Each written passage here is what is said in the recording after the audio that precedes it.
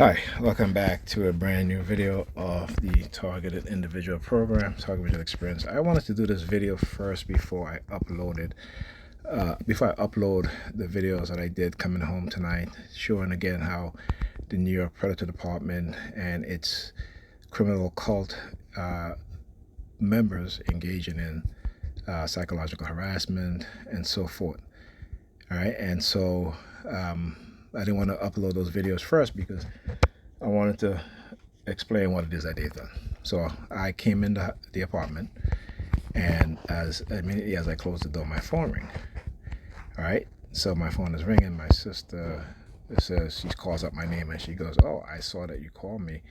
I was just returning your call." I was like, I called her earlier this afternoon. Okay, this was because I was trying to get in contact with my mother. My mother didn't answer the phone. I called her multiple times. She didn't answer.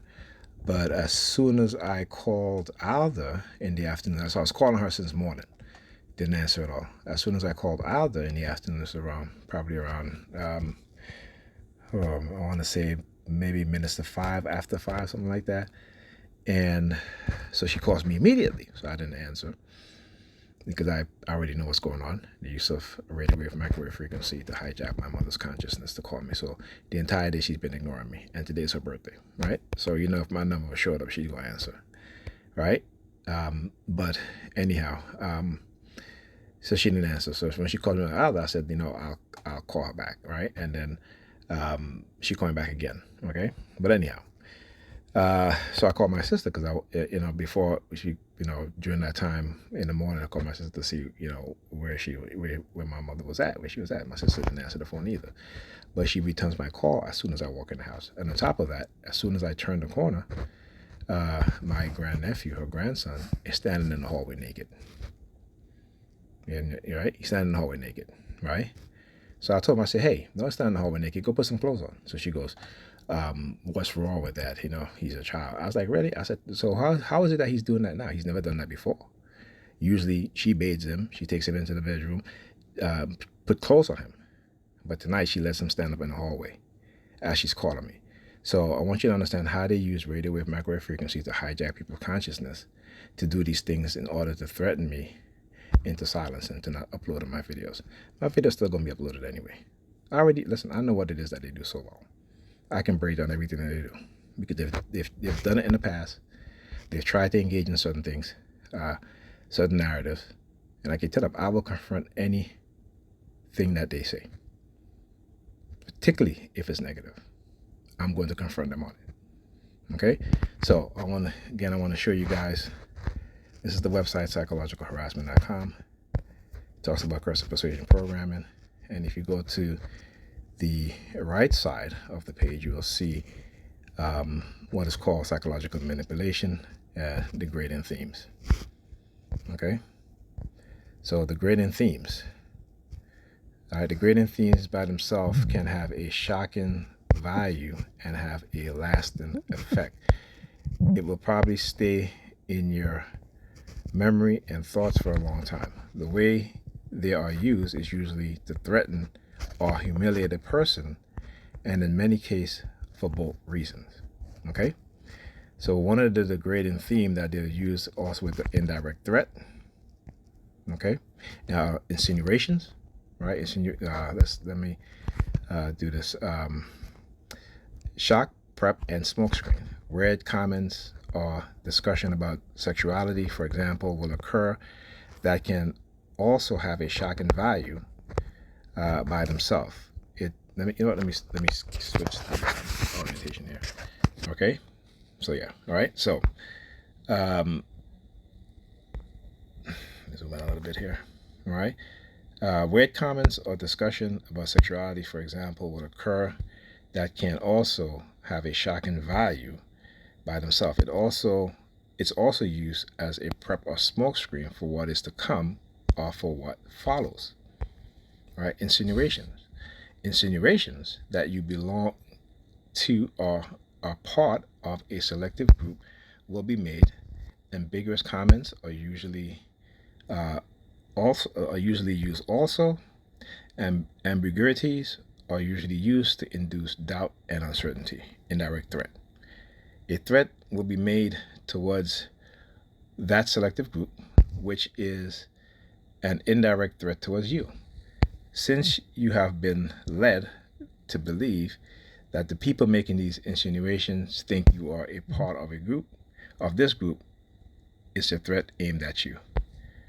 The desired result is that you feel threatened or fear. Okay? Threats and fear, preventing the victims from coming forward and exposing the perpetrator. See, not me. I will expose them. All right? The victim of these tactics may be reluctant to come forward because the threat was made towards a selective group and not directly at them. They may feel the effect of the threat, but no, this is a direct threat towards me. Okay? I'm letting you guys know that. But may not understand the psychological manipulations behind them. The victim may not want to come forward when the threat was made towards homosexuals, for example, and that they are unable to explain why they feel or felt threatened. The victim may also believe that, actually, I don't believe anything. All right. The victim may also believe that they will not be given, they will not be believed given the fact that the documents about these psychological technologies does not exist or cannot be found. Psychiatry may also be involved, and the use as a threat in the sense of building false profile for false accusations. Okay. Subtle threats are attacked to destabilize a person. Personal and sensitive information may also be used to humiliate or threaten a person. Personal and sensitive information that is shared with a friend or others can be used to humiliate the person when the relationship ends or takes a turn for the worse.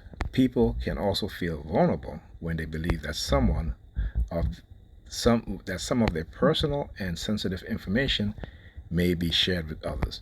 This is also part of a psychological manipulation tactics where the victim is threatened or attacked with subtle remark to destabilize them. Psychiatry. Psychiatry can be used as a threat in the sense of building false profile or to build false profile to wrongly accuse and convict people for a crime that they did not commit. Okay, so more degrading themes. Let's go here. All right, okay. Let me switch back to the other orientation. Let's go back and let's go through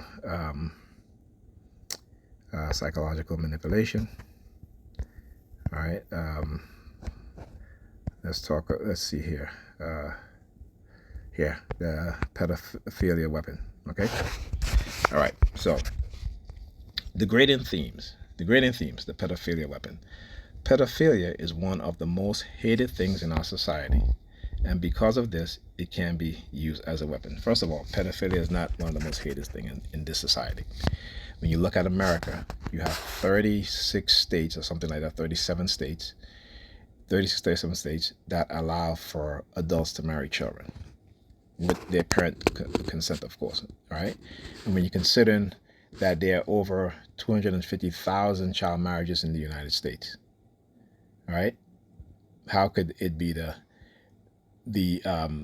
most hated things, right?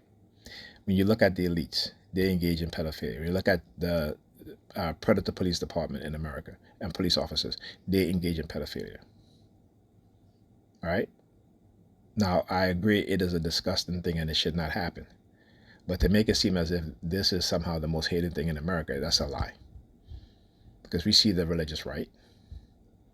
Right? We see how they have these senators and congressmen of the religious right will have relationship with teenage girls.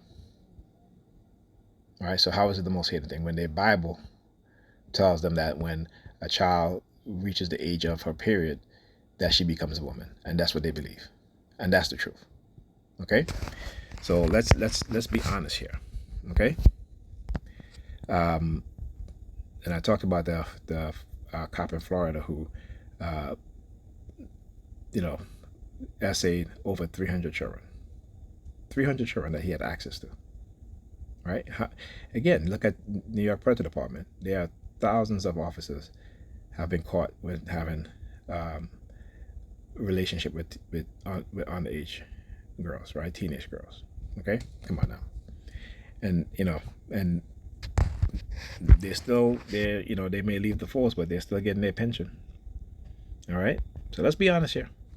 Okay, all right. Being falsely accused or labeled of being a pedophile has some serious consequences for the victim of this phenomenon, or use of pedophilia as a weapon, even when the accusation or label are disproved at a later time. The label or smear can stick. Although the accusation are false, the desired effect on the victims are usually high level of stress, anxiety, and fear, which is a part of the pedophilia weapon. Stress, anxiety, and fear becomes another form of weapon with serious effect on the body. Degrading themes attack patterns to put the victim on the psychological defense. Degrading themes can be used to put a person or victim on the defensive or psychological defensive. Some examples of using the degrading theme is to make insinuation that the victim may be a criminal or a pedophile. An example of an attack pattern used in psychological harassment or psychological warfare is making insinuation that the victim is a criminal or a pedophile to put the victim on the defensive, followed by threats to induce the fight or flight phenomenon, the fight or flight response, or to induce fear.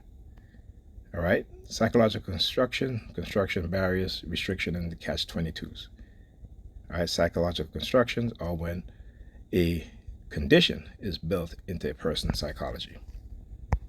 All right, one example is the term catch-22 and the use of degrading themes or pedophilia to prevent victims from coming forward or to prevent exposure. There is no catch-22. It is a psychological construction or belief that is built into the victim to restrict or prevent the victim from exposing the perpetrators of a crime. All right, so I'm going to leave that as that. And like I said, I'm going to expose them in every single way. And the fact that they're using family members to engage in this sort of behavior who are religious. And when I talk about this is why I will never go back to religion. All right. Not only because of this, but because I know the truth. And the fact that when you know the truth, they're going to attack you. When you expose them for their psychological warfare, cognitive warfare, to try to bring you back into Christianity because they realize that you are understanding the truth and you're moving away from that religion, they're going to do any and anything to try to keep you in that religion. And that is the most disgusting part of my experience as a TI, right? That the fact that they will use children and manipulate children, that the fact that these mothers are using their daughters, their sons, right? And when you look at Negro European women in America, right, almost 90% of them claim to be Christians and believe in Christianity. But if you look at how they're raising their children in single homes, no fathers, no accountability, just it's all about them and what it is that they want. And they just have children just to have children. That's what a lot of them do. They have children just to have children, with no serious thought or thinking about what it is and what it means to have children. All right, it is something that's conditioned into us from since slavery. And so most of us don't have children out of love. All right, we have children because we're having sex, get pregnant, and then, we construct this false love of our children. I'm not saying everybody. But I'm saying there's a lot of people out there, a lot of women out there who are having children to fill a void that cannot be filled. Because when those children come out of the baby adolescent stage, and it's time to do some real work with your children, making sure they go to school, making sure that you're feeding them properly, feeding them healthy, right? Making sure you're teaching them things. They want no part of it. They want to leave it up to God and society.